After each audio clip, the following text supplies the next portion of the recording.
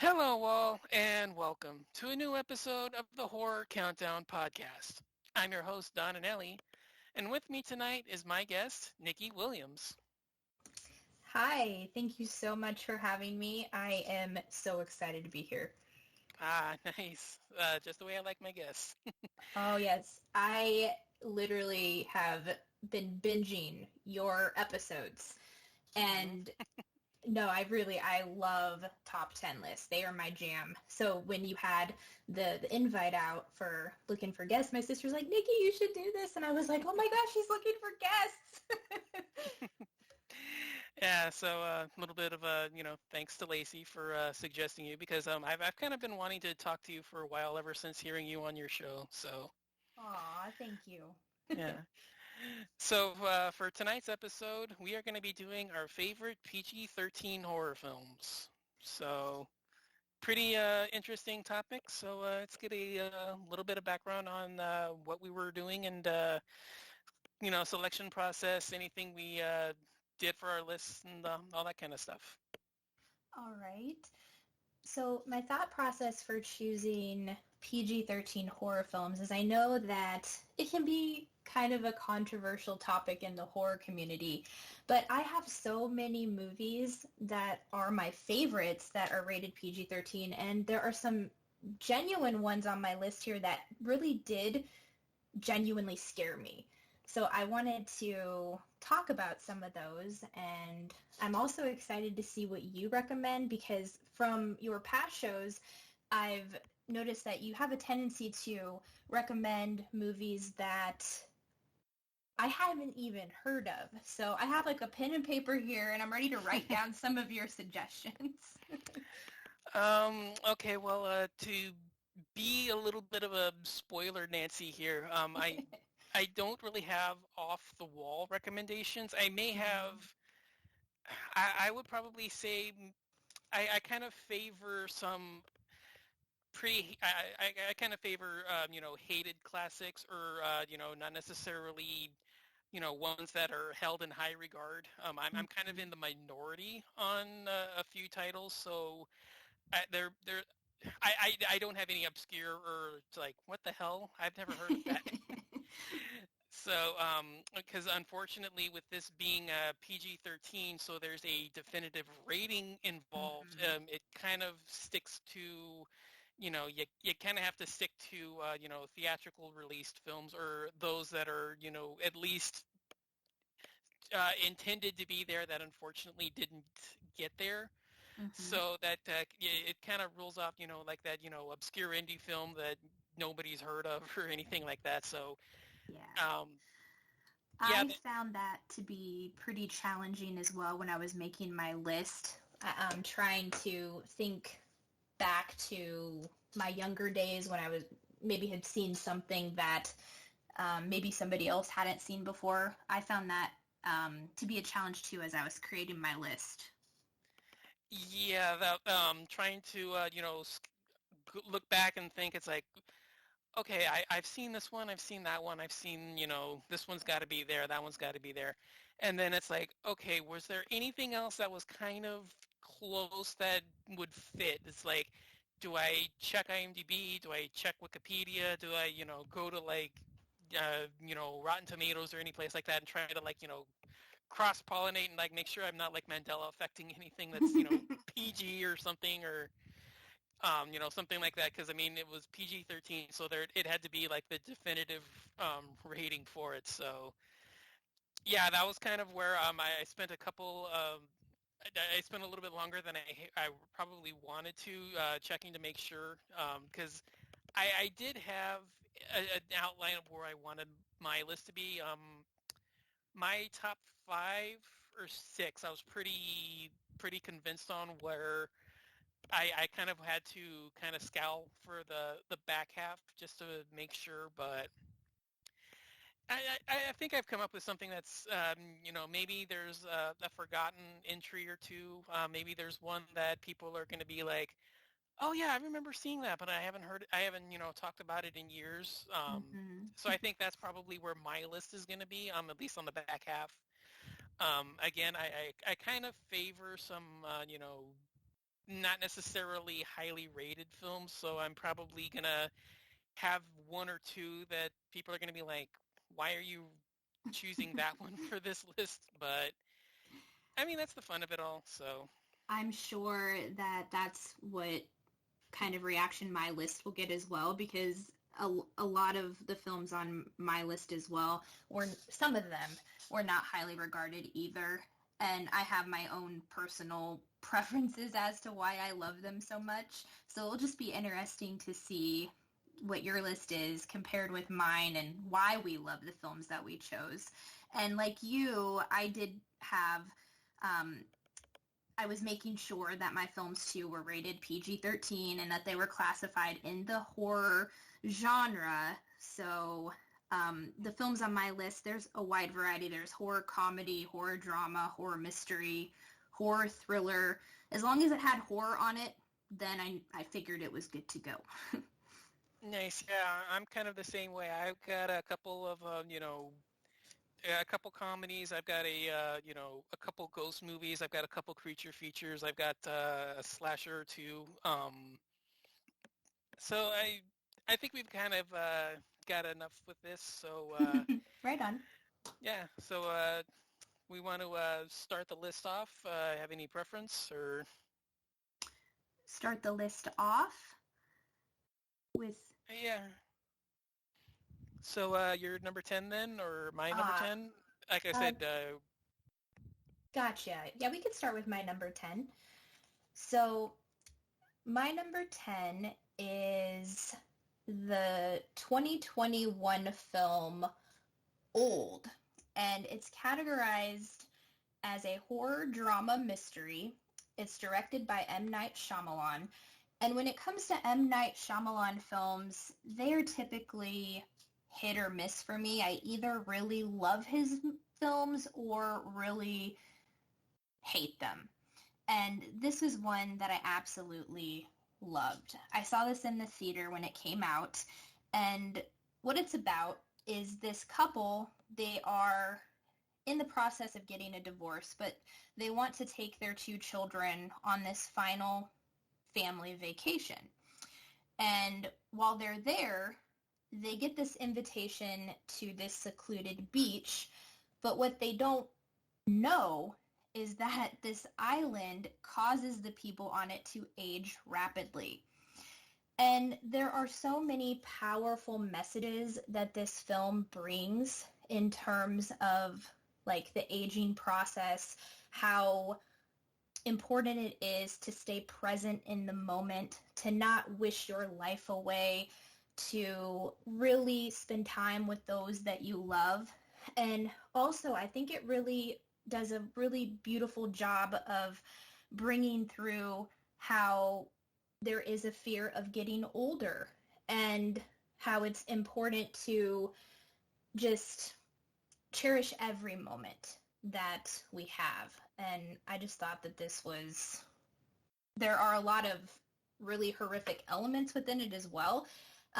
The way that physical illness is brought through. So basically it's like for every 30 minutes that they're on this island, a year of their life goes by. And to me, that's absolutely terrifying. But yeah, that's my number 10. nice. I'm kind of like you with M. Night. He's hit or miss. This one is probably the lowest rated of my hits. So this was it's right on like the borderline between like I like it, but then I have like a lot of issues with it. Mm-hmm. I think there's too much going on. I think I really like the idea. I think the concept is terrifying. It the thing that bothers me is just the last half. I think it just goes too off the beaten path into a twist that I don't necessarily wanted to see, I think. Mm-hmm. I mean, try not to, spoil it because it's M. Night, but Right. yeah. I think the twist itself, I'm still not entirely sure where I stand on that. Mm-hmm. I I think the idea is fine. I think, some of the imagery is, chilling. The concept is, handled well. Yeah, there's just a few little ticks here and there, but like I said, I'm usually hit or miss with him, and this is like the lowest rated of the ones I like. Hmm. So it's kind of like right on that borderline between like and didn't care for. So Yeah, I yeah, can totally see why people wouldn't like this film. For me, it did hit me more emotionally, and the twist at the end, I actually did really feel that it was tragic. And the way that the characters bring the essence of what's going on this island, it really hit home with me, and that's why I chose it as part of my top 10. nice. Yeah, I mean, I can see that. I mean, like I said, I had enough fun with it that I don't necessarily hate it. I just have, it's more than I'm willing to get into on a topic like this for it. But Mm-hmm. yeah, Yeah, right on. well, yeah, I'll leave it at that. So my number 10, like I said, I kind of champion some films that not necessarily a lot like. And that one is true for my pick. It's 2009's The Uninvited. Oh, right on. Yeah, so this is, I think it's either the very last one or right at the tail end of the J-horror craze that kind of went on in the early 2000s. Ring, Grudge, Dark Water, One Missed Call, Shudder, Pulse. Oh, come on, brain, think. There's a couple of others, and this is either the very last one or it's like right at the tail end. It's a remake of a Korean film called Tale of Two Sisters, which is an absolute masterpiece. I really recommend that one. Fantastic film. But basically it involves a woman who finds her sister coming home from her stay at a mental hospital and learns that their dad has moved on with the nurse who used to care for their ill mother. And over time, they eventually discover that there's a ghost haunting the area, and they try to figure out what's going on. Uh, so I'm gonna, keep it, not necessarily spoiler free, but you know, I really love this movie. I was a huge fan of that J horror scene. I actually don't even really think any of them are really all that bad. So I'm a huge fan of, like I said, One Missed Call and The Grudge.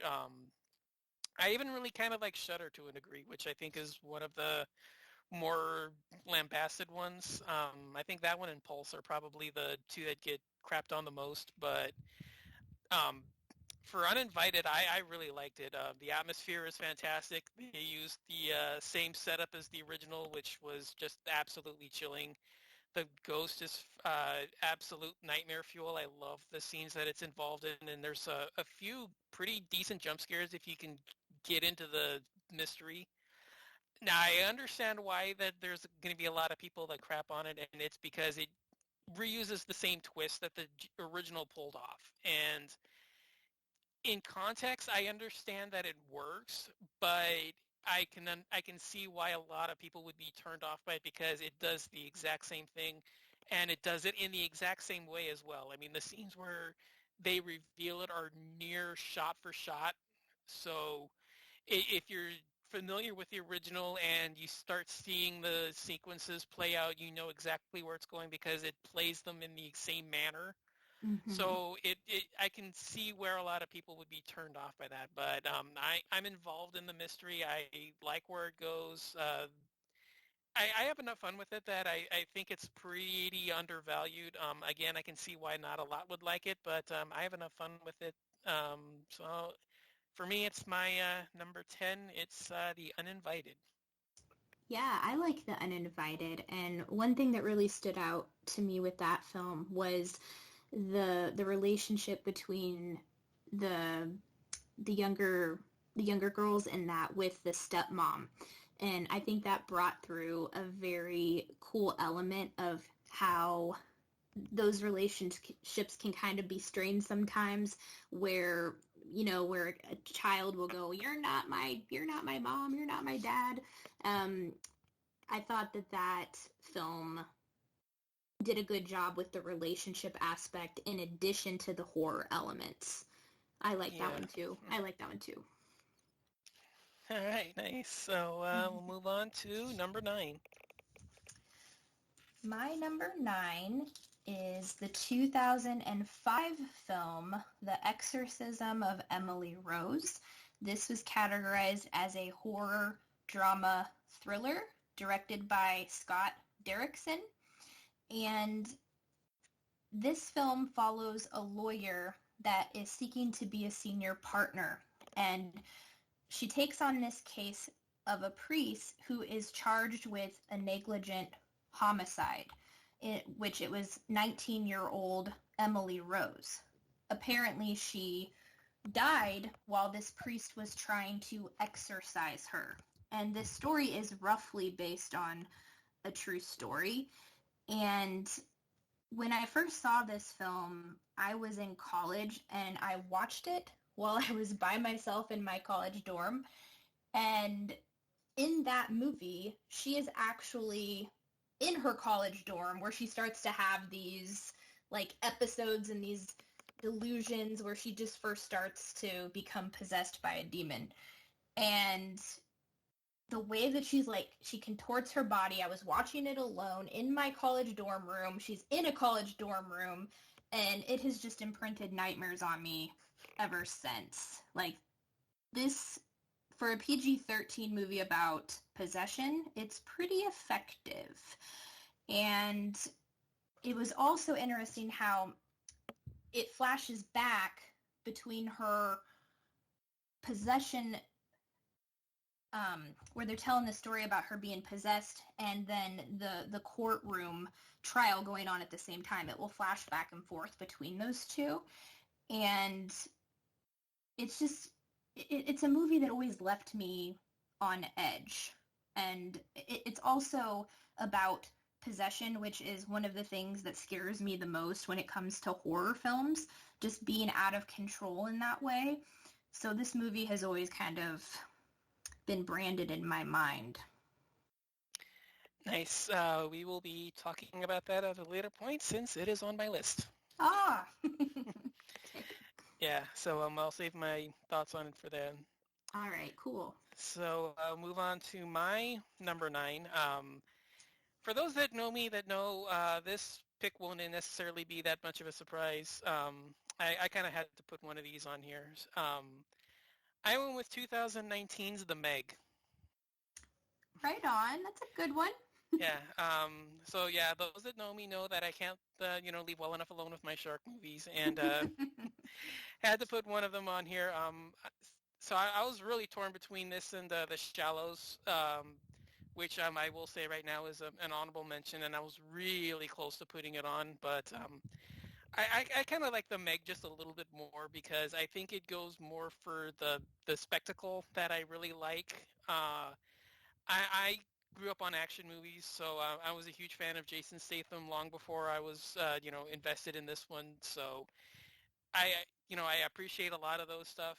The spectacle of the shark attacks are just absolutely cheesy fun. I love just, the beach massacre, the attack on the whale, the first sequence down in the submersible. They're just, fun over-the-top action sequences that I really enjoy. It's just absolutely fun, all the way through too.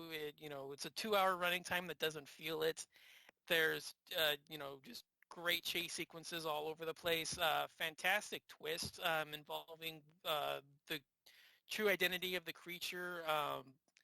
You get like, this one fantastic sequence that not a lot of people realize is actually a twist because it's all over the trailers for it, but I have just a lot of fun with it.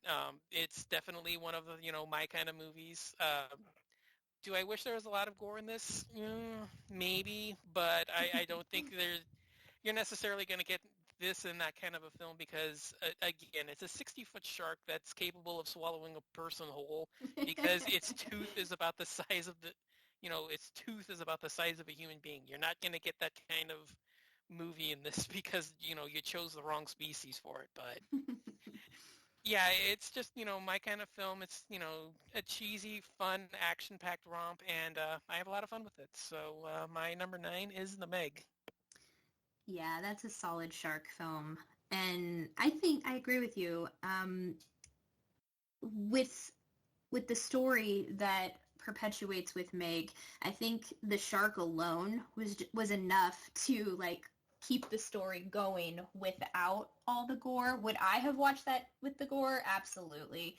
Um, I just remember, I believe that the Meg has the guy from The Office, doesn't he? The one that plays Dwight Schrute, Rainn Yeah, Wilson. yeah, Rainn Yeah. Wilson. He's the one that, yeah, he's the, I think he's the billionaire guy. Yes, I just remember there were a lot of like really funny scenes with him in the film. It brings an element of comedy as well. Like it doesn't take itself too seriously with the shark genre, which I really appreciated. And The Shallows, that is one of my favorite movies as well. I did not see that one when I was looking for PG-13 films, so that probably would have made my list. Well, you mean, you know me and my shark movies, so I kept track of that. But yeah, I was really close to putting it on, but then I would have been like right here in this kind of placement, so I kind of felt bad putting two shark movies at the very back end. So yeah, I'll say that right now, The Shallows is an honorable mention, and then Meg is right there. So Right on. yeah, so moves us to number 8. My number 8 is the 2010 film Insidious, directed by James Wan, and it is categorized as horror, mystery, thriller. And this film follows a married couple and 3 children who move into a new home. And one of the sons like spontaneously just goes into a random coma out of nowhere. He has 3 months of treatment and the doctors cannot figure out what is wrong. So then shortly after he goes back home, paranormal events start taking place in the house and it's very creepy. It's another possession type film that was very effective for me. I remember being scared after watching it the first time I saw it in the theater.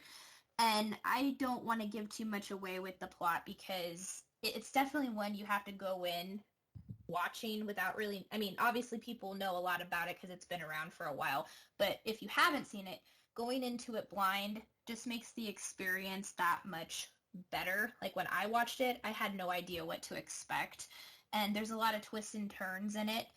And for a PG-13 horror film, this is pretty scary too. So my number 8 is Insidious. Nice. Yeah, I'm a fan of this one as well. For a lot of what you said, I think the imagery here is just fantastic. I love a lot of the, the ghost shots here, especially when we get, kind of with the second one where we kind of learn a little bit more about it. So it's a great pairing when you see the two of them together because it kind of fills you in on a lot of the timeline stuff here. But in isolation, part 1 still works pretty well. Just, like I said, with the added knowledge of 2, it just makes the scenes that much better. But yeah, I really like this one as well. I kind of lowered it just a tad once The Conjuring came out because I realized this was kind of like a test run for it. So it kind of loses the impact just because a lot of the stuff in Conjuring, I like it does a little bit more. I'm a bigger fan of The Conjuring than I am Insidious, but I still really like both of them. So, but yeah, number 8 for me was Insidious. So Rock and roll. We both have that at number 8. yeah, That's cool. No, yeah. the red-faced demon in that is terrifying. Oh yeah. Yeah, I actually prefer the bride more than the demon. But yeah, they're both pretty up there. I think they're both pretty memorable figures.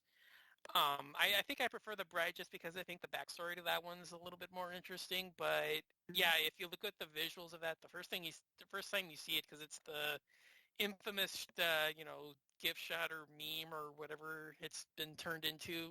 Yeah, that thing just that that terrifies you. Mm-hmm. And the story's so cool too. Yeah.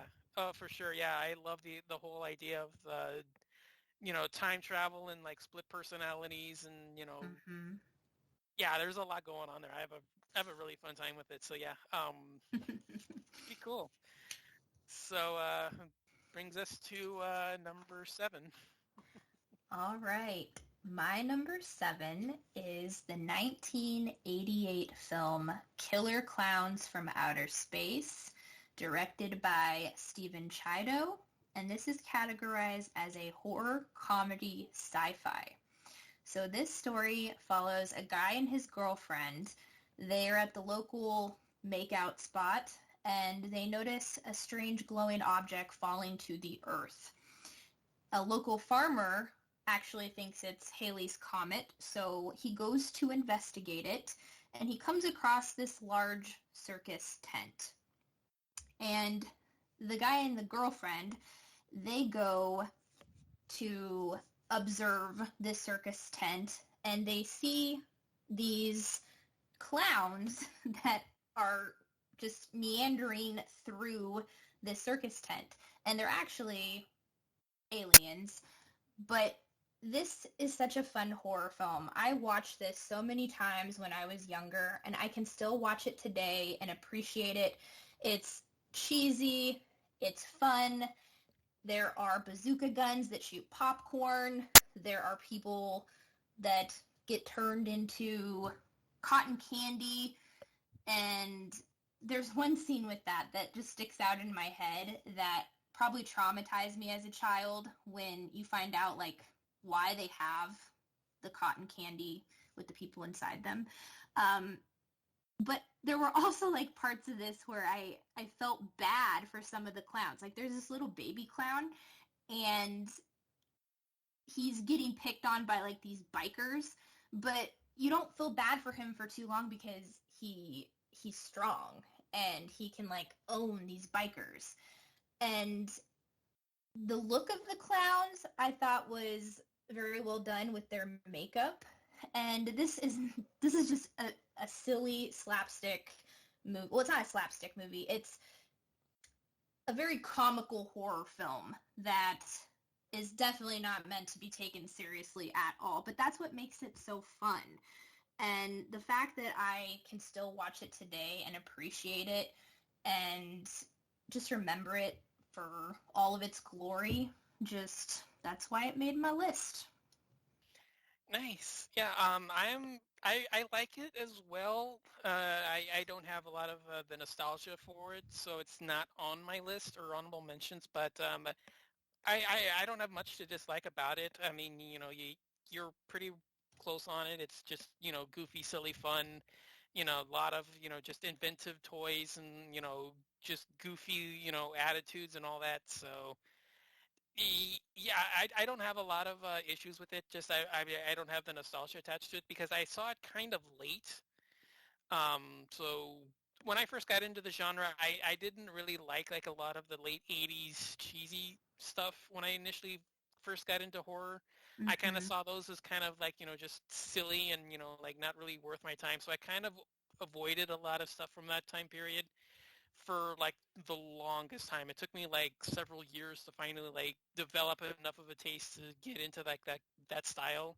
Mm-hmm. So a lot of I mean Monster Squad or Gremlins, a lot of like a lot of the late '80s like goofy silly stuff. It took me like a while. Critters, Ghoulies, that kind of stuff. It took me a while to like get a taste for them.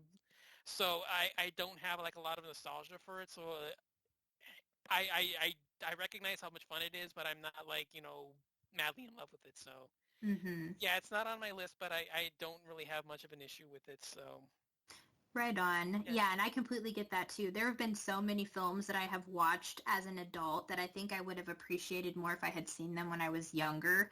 And yeah, this I don't think I would have liked this one as much if I saw it now as what I did when I was a kid, because I watched it repeatedly when I was a kid. So that's why.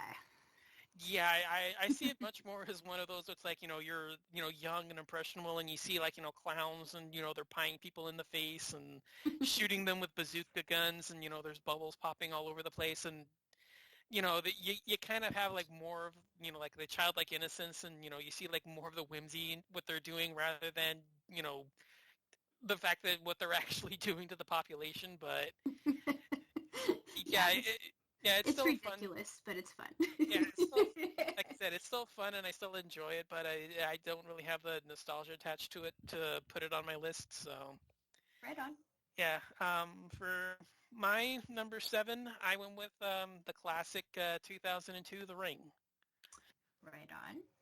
Yeah, That's on my list too. I kind of figured. Yeah, I kind of figured there's going to be a few crossovers. I mean, I wasn't anticipating Insidious where we were, but yeah, there's going to be a couple, and this is one for me. So um, yeah, it's pretty obvious. No need to really go full on in this one. I saw this one pretty close to when it came out, so it's one that I kind of have a little bit more nostalgia to. So I actually did rent this on a videotape from the store. So I Nice. yeah this was like one of the last ones that I rented, just because the stores around me were closing down. So this was kind of like one of the last ones that I picked up. So yeah, I still remember thinking, like it was safe to like return the tape because, if I was gonna return the tape too late, I thought, Samara would get me. So She's creepy. She's creepy. yeah, so yeah, that was kind of, like my little story that, connected me to her with that one. But it still holds up. It's kind of, I don't really like a lot of that gray blue lighting that they wash over the entire thing. So it kind of knocks it. To me, I kind of use that as like the separating factor between this and The Grudge, just because I think of them pretty highly, so that'll kind of give you an idea where The Grudge is on my Mhm. list. But yeah, I still have enough fun with it. There's still some chilling set pieces here. I love the opening to this. The first 20 minutes of this are pretty terrifying, especially for me because I was still kind of new to the genre when I was watching it. So a lot of that stuff was pretty chilling, and kind of got under my skin. Like I said, thinking that if I returned it too late, Samara would get me. And yeah, I had a lot of fond memories of this when I first rented it. So I still hold it up pretty highly. Not like I said, just I separate this and The Grudge by a few factors, but for me, number 7 is The Ring. Very good pick. That one's, like we said, also on my list, and I'll tell you my thoughts when I get to that. Nice. So moving on to number 6. Number 6 for me is the 1992 film Death Becomes Her, directed by Robert Zemeckis. This is classified as a horror comedy fantasy. And this story follows a narcissistic actress named Madeline Ashton, and she invites a frenemy named Helen Sharp to come see her show, and Helen brings her fiance, Ernest, to the show. And it stars Meryl Streep, Goldie Hawn, Bruce Willis, and Madeline hits it off with Ernest, and Ernest dumps Helen to go pursue a relationship with the actress Madeline.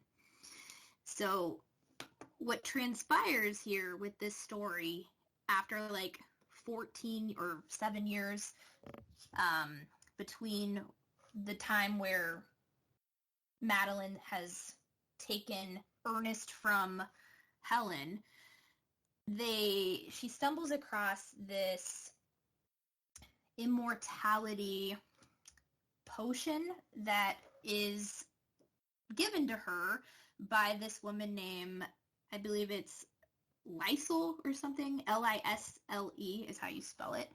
But what it will do is keep her young and beautiful forever. So after she embarks on that, she has this this rivalry with Helen, who plays Goldie Hawn, and just the story that transpires between these two. It's very comical. The the story brings across jealousy very well. Um, I really love tropes in films that have to do with like living forever with immortality and also where there are rivals and they're like competing against each other. This is a very it's horror in the sense of like what happens to the characters in it, and it's a story that has always stuck with me. This is one that me and my sister would watch over and over when we were younger as well, and it's definitely great for a movie night too. And the ending is like the best ever. Like it's like branded in my mind. But yeah, this is one of my favorites. Nice. I saw this once. I watched it years ago.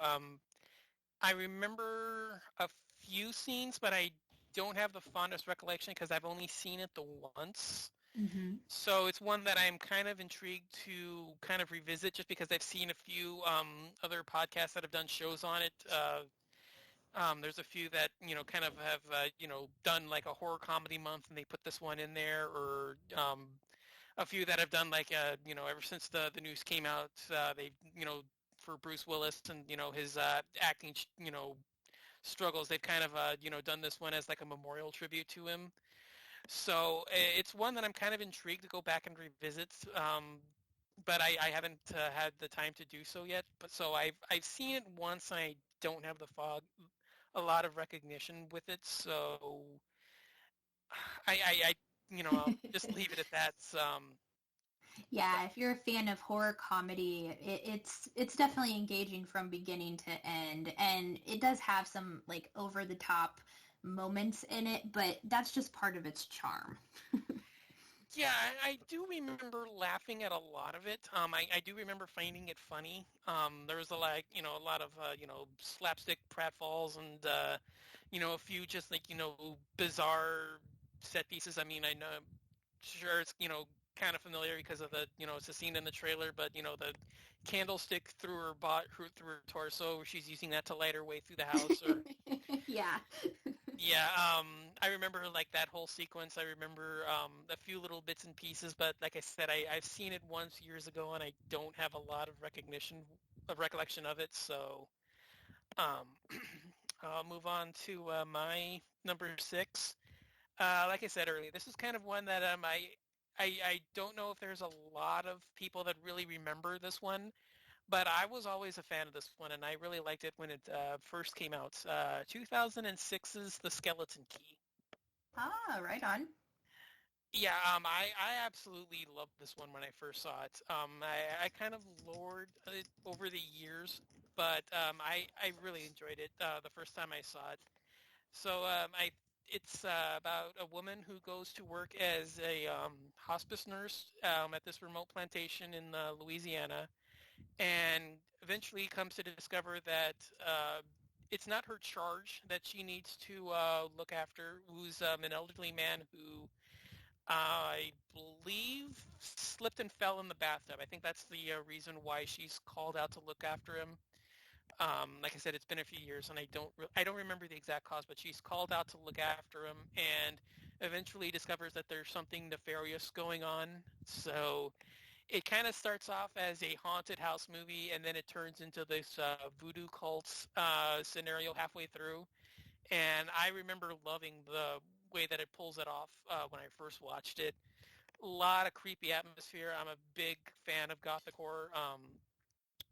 Whether it be the old school Hammer style or Southern Gothic that is portrayed here.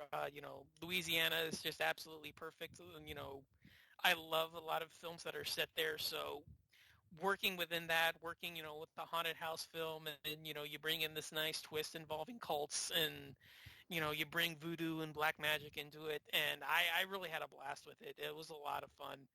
Um, I haven't heard a lot of people talking about it, so I don't know if it's one that, like I said, a lot of people have kind of forgotten about, but I always had a lot of fun with it. So Um, I went with that one as my number 6. Yeah, I really like that one too. It didn't make my list, but I just remember the ending being so awesome. Yeah, And I remember that the first time as well because I always, for the longest time, I always had that as like one of the best twist endings that worked. mhm. Yeah, I remember catching that.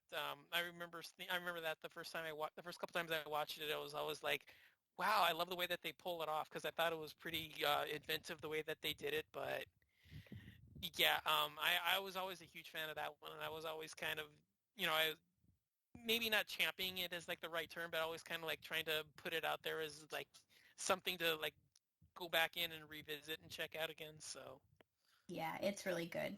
yeah. All right, so that moves us to our top 5. For my number 5, I chose the 2000 film What Lies Beneath, also from Robert Zemeckis. This story follows a former cellist player and her husband, who is a scientist and a professor. They're living this quiet life in Vermont. Their daughter leaves for college, and you pick up on this sense that the husband and the wife, played by Michelle Pfeiffer and Harrison Ford, they have a strained relationship. There are some new neighbors that move across the street, and the wife, she starts to experience some supernatural things in her house. And what this film does so well, it's captivating, it's intense, it has twists and turns that you don't see coming, and the story is very effective as well. Like, this is, for me, this is a solid ghost story. And it also has some elements of possession as well, which I'm noticing a theme of that with the films that I have chose here, like a lot of possession type stuff, because I find that very terrifying. And there is one scene in this film that involves a bathtub that just literally had me biting my nails. I don't want to give too much away with that for those who have not seen it, but this is a very effective ghost story that just it's captivating from beginning to end, and like I always still think about it. Nice. Yeah. This is on my honorable mentions. I couldn't squeeze it onto my list, but I'm a big fan as well. I really like a lot of where it goes. The marital infidelity and just distrust that goes on a big part of the first half. I really like that Mm-hmm. setup there because it kind of plays a lot of role once you start getting all the ghostly happenings because you can't really trust what she's saying. So I love that kind of dynamic that they set up. Again, a lot of the scenes are pretty chilling. Like I said, I really like it as well. I wish I could have put it on my list, but it's an honorable mention. So Well, I'm happy you like yeah. it. Yeah. So for my number 5, we talked about it. This is where I have The Grudge. Cool. Yeah. One of the centerpieces of that early 2000s J horror remake trend. Love the ghost in this one. I don't really have much of a preference over this one or the original Ju-on, which is one of my favorite Asian horror films.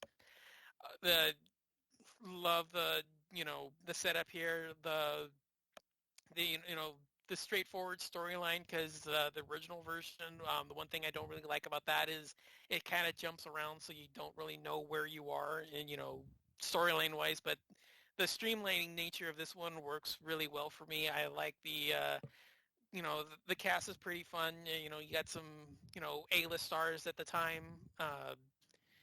You know, just really fun all around, and it's definitely you can see why it kind of kickstarted a lot of the later films at the time.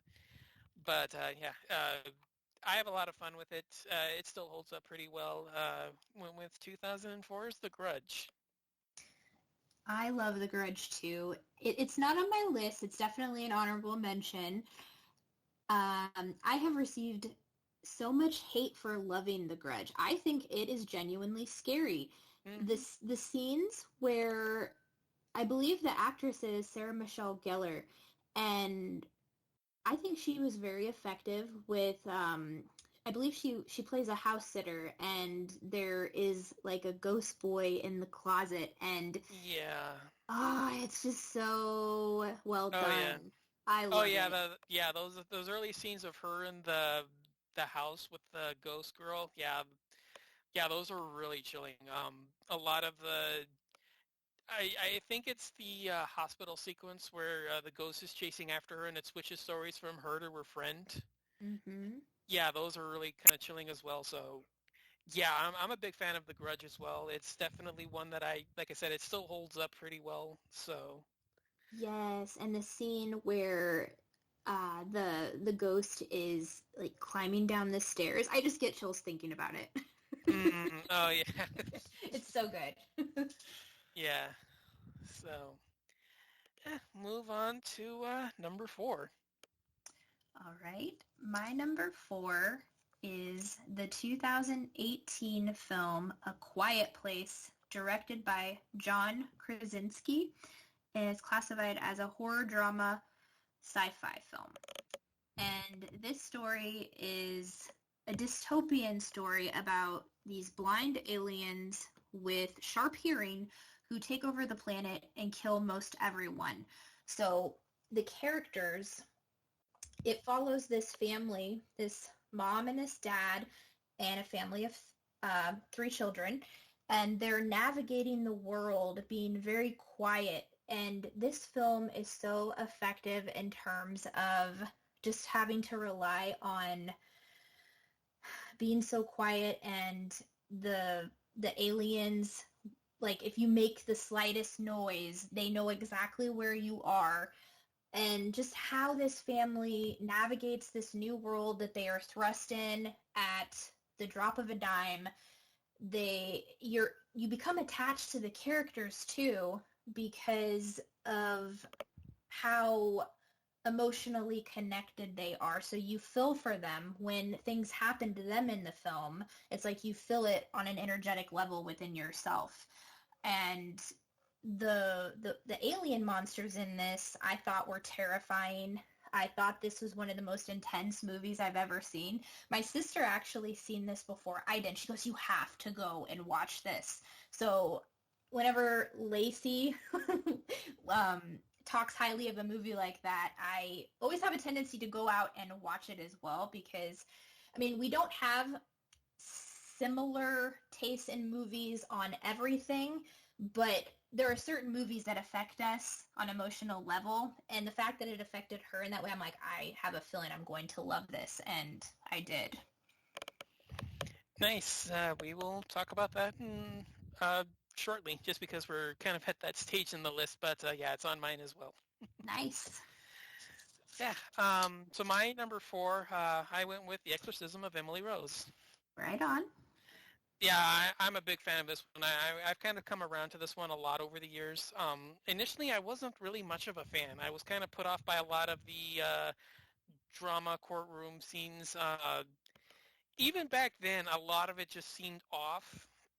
Just the way that they conduct the trial, and watching a couple of videos over the years, it's kind of reinforced that issue for me. But it, when it deals with the supernatural and all of the, the backstory involving how she's got possessed and, all the, troubled signs that she's going through, yeah, this is, some of the stuff is still nightmare fuel.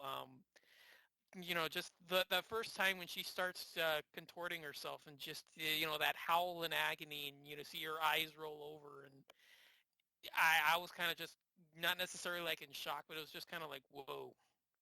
Like, yeah, it was just like a complete shock that, it did that, and, reading that it was actually her, not a body double and not CGI. It was kind of just, made that stuff all the more impressive.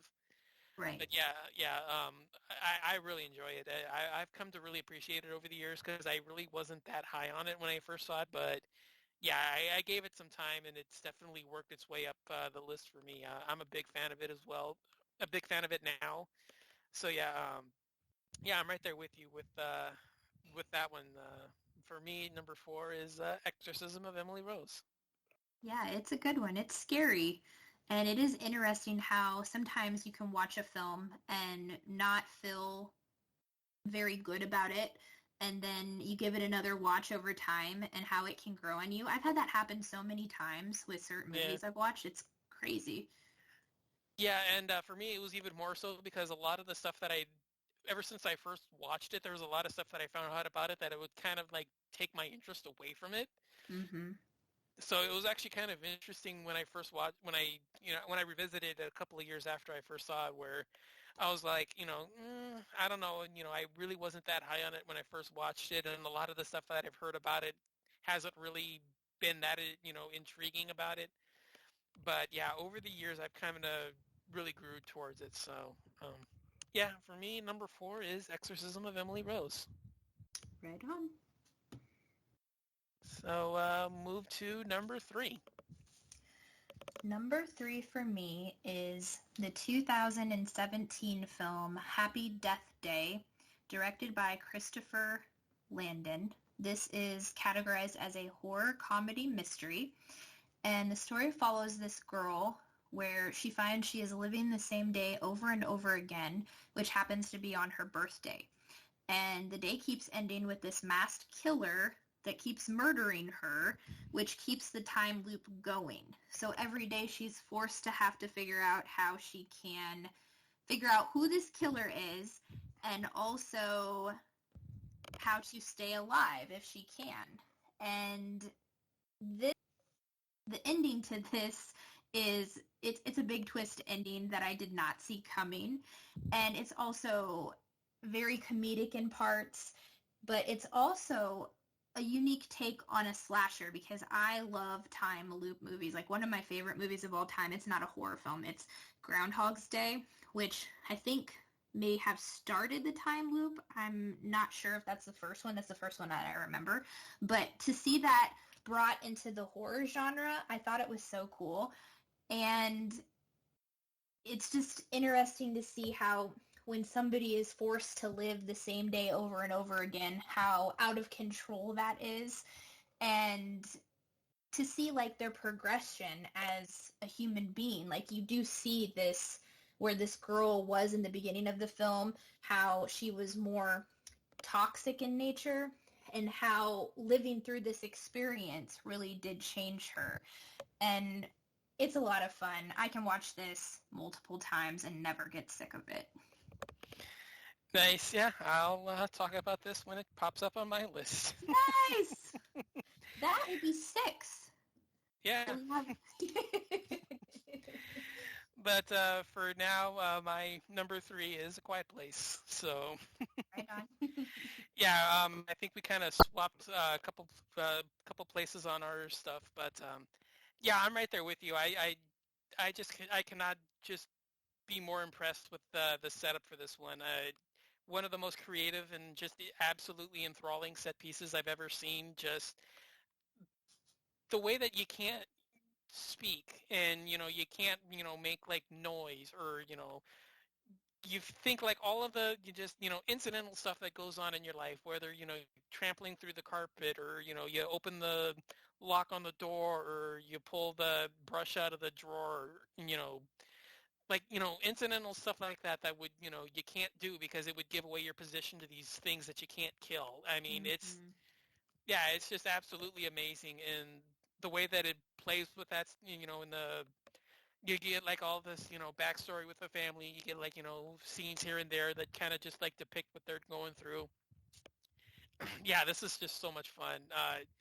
Love the, final half where they finally start battling, and you get all kinds of, little confrontations here and there, spread throughout the farm, or you get the battle down in the basement with the beings, and they're trying to save their daughter, their not their daughter, but their baby, that's along it's being birthed at the same time. Yeah, it's so much fun. Yeah, I was really impressed with that one, and I had so much fun with it. So Yeah, I'm right there with you with Quiet Place. So Yeah, it's amazing. yeah. So moving on to our final two. All right. My number two is the 2002 film The Ring, which we've talked about a little bit here. It's categorized as a horror mystery directed by Gore Verbinski. Um, it follows a journalist investigating a mysterious videotape which seems to cause the death of anyone who watches it within 7 days.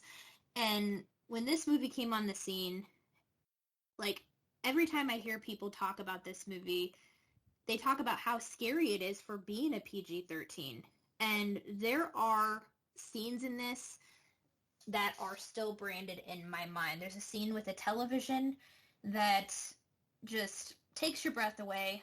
You feel like you're there with these people. You are following the investigation with the journalist who's played by Naomi Watts. The story is unnerving, it's unsettling, and what's even more scary about this is that the the supernatural character in this film is that of a child, a creepy child. And we talked about this on our show on Slumber Party Massacre. We did a show on creepy kids, and we kind of did a deep dive into Samara's character on that show. And yeah, she definitely leaves an impression. Nice, yeah. I mean, it was on my list as well. So, all right. So, moving on to my number two, it's Happy Death Day. Right on. Yeah. So, we kind of swapped with the last two. You had it 4 and 3. I have them 3 and 2. So, yeah. I was just enthralled with this one when I first watched it. I had so much fun with it.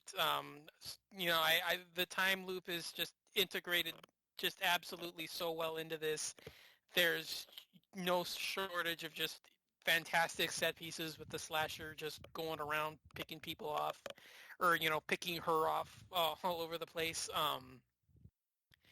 Yeah, it's just an absolute blast. The character development that goes on is a fantastic touch. It adds more depth to it than just being this mindless body count or her body you know being counted so many times over. But yeah, this is just an absolutely just amazing experience. I had so much fun with it, and it's still one of my favorites of the decade. So yeah, it was definitely one that made a big impression, and I'm a big fan of that one as well. So I liked the sequel as well. I thought that was pretty solid.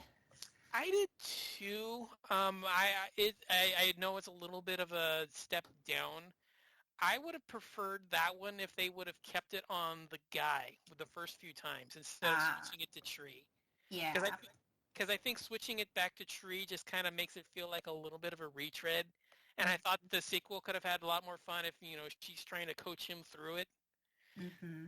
I thought that would have been a better way to go about it, where it happened, so she's aware of it, so she's using her experiences to make try to get him through it and try to figure out what's going on. I thought that would have been a more interesting way of going about it, but I don't hate it. I realize it's a bit of a step down, but yeah, I didn't hate it like a lot of the community did either. Mm-hmm. Yeah, I enjoyed it. For being a sequel, I thought that it stayed pretty true to the same elements that the first one did. Um, just in a different way, and I liked how there were like parallel realities that were kind of taking place and how they implemented Yeah. that into the film. I thought it was cool.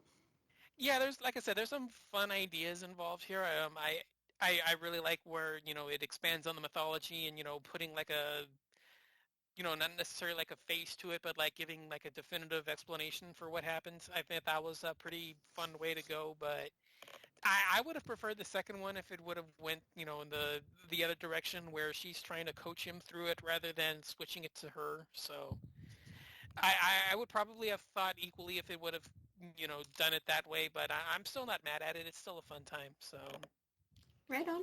yeah. Um, that brings us to our final choices. So let's get your number one.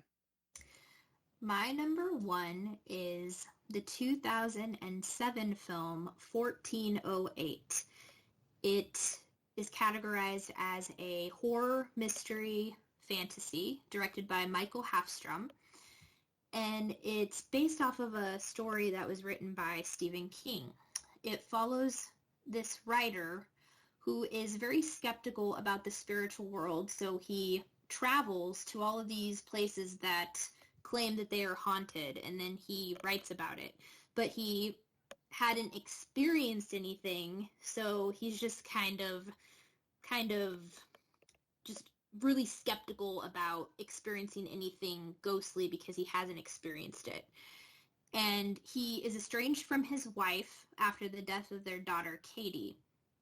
And after staying at this one hotel, he receives a strange postcard about this hotel called the Dolphin Hotel, about this room named 1408.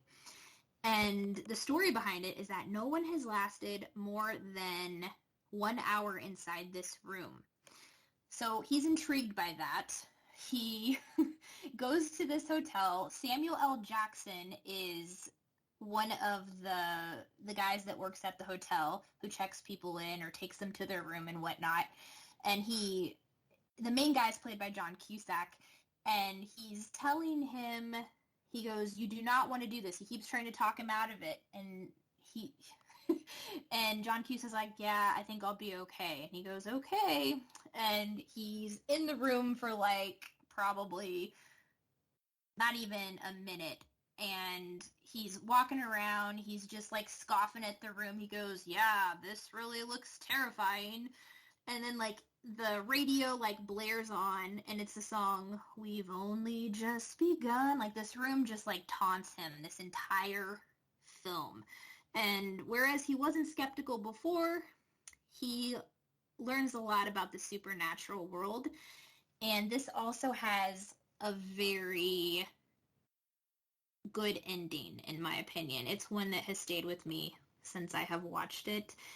I love this film. I have watched it many times, and like the others on this list, I can repeatedly watch it and not get sick of it.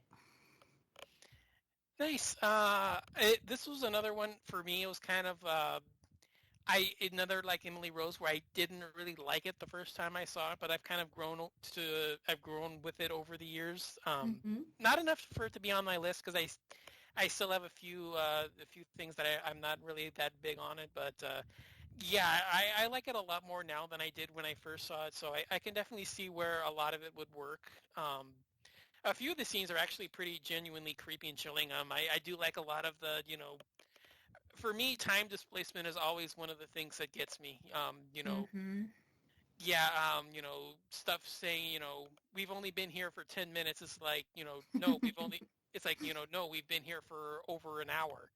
Yeah. And I mean, stuff like that, that always gets me. I always get kind of like freaked out when they pull stuff like that on film. So that one, yeah, that's part of the film works for me, but I still have a few issues with it, so it kind of holds it down just a little bit. But I've grown with that one over the years. Not like Emily Rose, but yeah, I've kind of grown to appreciate that one a little bit more as well. So that's yeah, solid pick. So for me, mine, not I don't know if this one would kind of be a surprise, but I think it would be more of a expected one.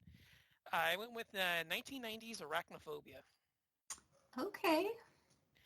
So I've always been a fan of this one. I've always really liked the idea. Just this, real quick. So expedition into the Amazon uncovers this strange spider species that is just incredibly lethal. Like it can actually knock out a full-grown person within minutes. So one of the crew members gets knocked off. They ship the body back to America, but unbeknownst to them, one of the spider species is inside the box with them. So he makes a trip back, and when they bring the body to the small town for burial, the spider gets loose and runs ravage through the community, biting people left and right who are completely unaware that it's there, just because it's a spider from the Amazon. Who would think that there's anything like that in small town California? So yeah, it's up to this exterminator and the Newtown doctor and the sheriff to put a stop to everything. So yeah, I've always been a big fan of this one. I love the spider attack scenes. You get an idea that something's there, but they're not quite sure how to deal with it. A lot of the set pieces, because it's a spider, they're just naturally chilling to begin with. And this idea that this thing is taking over the town and nobody can figure out how to stop it. You get great performances from John Goodman as the exterminator, who's provides a little comic relief, but he's still not a complete joke at his job. He's still competent enough to deal with the situation and be effective. But yeah, I've always been a big fan of this one. It's always been one that's really worked for me. I saw it kind of early on when I was a genre fan, so it still sticks with me over the years. But yeah, I'm still a big fan of this one. So went with that one for my number one was Arachnophobia. Right on. I think I've only seen that one once or twice, but yeah, definitely if you have a fear of spiders, then that movie will terrify you. Yeah. Yeah, it's a good movie about spiders. I am having a hard time like recalling a lot of what happened in it, so it definitely may be one that I revisit soon. Yeah, it's been a few years since I've seen it, so I don't have like a plot by plot breakdown of it. I just have like the general framework of the story, just because I've seen it enough to have at least that part down. But yeah, I've always been a big fan of this one. It's always been one that stuck with me. So Yeah. Good pick. so with that, do we have any honorable mentions left over? Yeah, when you mentioned The Shallows, if I had come across that film, I probably would have put that on my top 10. So I definitely want to give an honorable mention to that. That is a phenomenal shark movie. I love that one a lot. And also, The Grudge is one of my favorites as well. The Skeleton Key is really good. We talked briefly about this a little bit beforehand. The Monster Squad, if you would consider that horror PG-13, that's a Yeah. really fun one. uh, Yeah. Definitely a lot of nostalgia around that film for me. Nice. Yeah. I mean, I have the Shallows in my honorable mentions as well. Like I said, I didn't want to put, two shark movies at the very back end of it, so I kind of put the Meg over the Shallows, but I still really enjoyed that one as well. So it would probably be it would be on that list for sure. I also had Tremors, honor of Burt Ward, who just passed away. So yeah, Mm-hmm. I'm a big fan of that one. Not as crazy as a lot of people are. So definitely worthy of mentioning. And another one that I don't know if a lot of people would know that I'm actually a fan of, but one that I do is The Sixth Sense. I love that too. Yeah, it's one that I don't know if a lot of people are aware that I'm a fan of that one. We were mentioning earlier about M. Night, and that's one of his hits for me. So I yeah, that saw one. that. I saw that one in the theater, and I did not know what was going on the entire time. But Uh, my grandma figured it out though, and I don't know how she knew because I was like, I did not pick up on it at all. yeah, I don't remember if I knew, um, because I definitely remember being shook when I first saw it because I didn't see it. It just like the way it played out. Hmm. But I think it was one of those where even if I don't know where I picked it up because I've over the years I kind of have started noticing it more and more. But so it's kind of one of the reasons why it's not on the list, just because it's actually one that's gone down on rewatches, just because I notice myself spending more time trying to pinpoint when you start realizing the twist rather than just letting the film play out. So if I would have watched it just once it would probably be on my list, but because I've seen it several times, it's one that's kind of I spend more time looking for when it's obvious that he's dead the entire time. So, Hmm. but yeah, it's still one that's worth mentioning because there's still some chilling scenes here, and it's a great idea to begin with. So Yeah. yeah. All right. Well, guess that brings us to the end of the show. So this was a lot of fun. Thank you for coming on board and doing this. Yeah, thank you for having me. I was so excited to come and do this, and it's been a lot of fun to talk about these movies with you.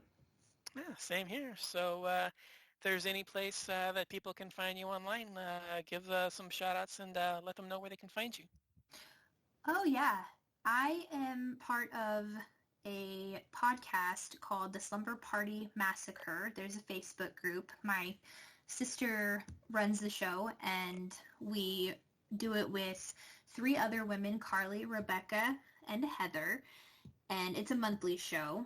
So all of the episodes are dropped on Anchor, so you can find all the shows there. And I also have my own YouTube channel called Foresight Channeler, where I do intuitive card readings and channel messages in movies, books, and music. So that's a lot of fun too. Nice, yeah. I will have everything linked down below in the show notes for you to find and check out. So definitely look into it. And this actually makes 2 out of the 5 Slumber Party Massacre girls because I've had Rebecca a few weeks ago. We looked at 1980s one-shot slashers. Oh, awesome. So yeah, I've got 2 of the 5 so far. So Very working my cool. way through. But yeah, for those that are interested, I will have Nikki's links down below for you to find out. So thank you again for listening and see you next time with a new episode.